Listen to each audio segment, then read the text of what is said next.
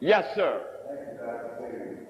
You know, being that we had to do a lot with my eyesight and my nerve, which started a lot of my nerve, particularly that all the market for us being invisible energy and my being. Are you planning in the future to bring that back? Yes, the Nervino.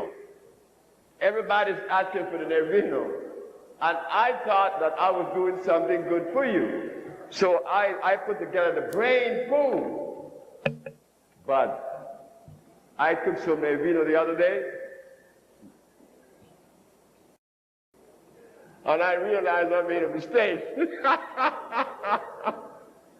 I never felt so good, and I was wondering, what did I take today that is so different? I always feel good. I always feel energy. I always have the energy, but I didn't have that calmness, you know, that serenity. And I remember that it was the Nervino. In fact, I told my wife this morning when I was talking to her, we got to bring back the Nervino. So you're right. You're right. They'll be back. Mr. Charles Gray will be carrying that.